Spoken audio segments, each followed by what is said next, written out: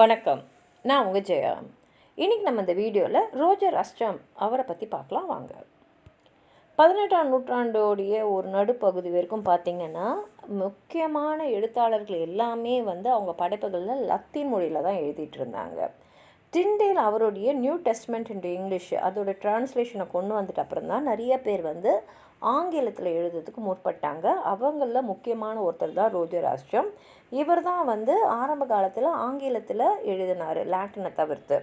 இவருக்கு இவர் ஒரு கிளாசிக்கல் ஸ்காலர். இவருக்கு ரொம்ப பிடிச்சதெல்லாம் ஸ்போர்ட்ஸ், மியூசிக், ரைட்டிங்.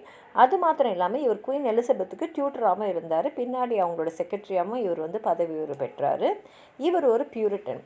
இவரோட முதல் படைப்பு டாக்ஸோஃபிலிஸ்ன்ற ஒரு ப்ரோஸ் ஒர்க் தான். இதை அவர் என்ன சொல்லியிருக்காருன்னா, இது இங்கிலீஷ் மெனுக்காக இங்கிலீஷ் டங், அதாவது ஆங்கில மொழியில் நான் எழுதியிருக்கேன் அப்படின்னாரு. ஆனால் இவருடைய பிரபலமான புத்தகம் எதுன்னு பார்த்தீங்கன்னா ஸ்கூல் மாஸ்டர். இது 1570, அதாவது அவர் இறந்து 2 வருஷம் கழித்து தான் பப்ளிஷ் ஆச்சு. இது ஒரு எஜுகேஷ்னல் ட்ரீட்டைஸ், அதாவது கல்வித்துறையை பற்றி இவருடைய அபிப்பிராயத்தை எழுதியிருப்பார். இதில் அவர் என்ன சொல்கிறாருன்னா, கல்வின்றது மனதுக்கும் இருக்கணும், உடலுக்கும் இருக்கணும்.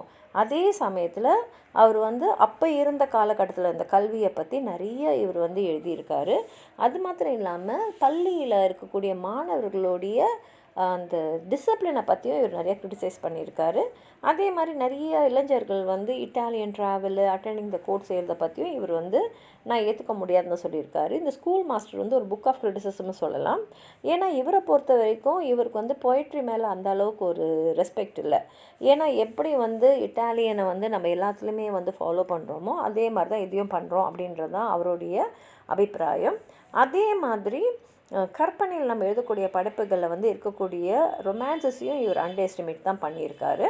இவரை பொறுத்த வரைக்கும் இந்த ஜென்ரல் ட்ரெண்டாக அப்போ இருந்ததெல்லாம் பொய்ட்ரி அண்ட் ட்ராமாவில் ஒரு ஃப்ரீ ப்ளே தான் இருக்குது அப்படின்றாரு. இவர் நிறைய அலிட்ரேஷன், ஆன்டிதீசிஸ்லாம் அவருடைய எழுத்தில் யூஸ் பண்ணியிருக்காரு. அதே மாதிரி இவருக்கு கிளாசிக்கல் மாடல்ஸோடைய தாக்கம் இருந்தாலும் இவருக்குன்னு ஒரு தனித்தன்மையோடு தான் இவர் எழுதியிருக்காரு. இவர் இந்த ரெட்டாரிக்கு இதெல்லாம் அவாய்ட் பண்ணியிருக்காரு. இவர் ரொம்ப கன்சைஸாக, சிம்பிளாக, ஸ்ட்ரெயிட் ஃபார்வர்டாக தான் எழுதியிருக்காரு. இவரோட ப்ரோஸை நம்ம ஃபோர்ஸ்ஃபுல், கிளியர், பர்பஸிவ்னு சொல்லலாம். ஏன்னா என்ன சொல்லணுமோ அதுக்காக தான் எழுதியிருக்காரே தவிர எழுதணுன்றதுக்காக இவர் எழுதுனதில்லை அப்படின்றது தான் இவருடைய எழுத்தை பார்க்கும்போது நமக்கு தெரியுது. இன்னும் இவரை பற்றி ஏதாவது சொல்லணும்னு நினச்சிங்கன்னா கீழே இருக்கிற கமெண்ட் பாக்ஸில் எழுதுங்க. இந்த வீடியோ லைக் பண்ணுங்கள், உங்கள் ஃப்ரெண்ட்ஸோடு ஷேர் பண்ணுங்கள். சப்ஸ்கிரைப் பண்ணாதவங்களாம் ப்ளீஸ் சப்ஸ்கிரைப் பண்ணி சப்போர்ட் பண்ணுங்கள். நன்றி.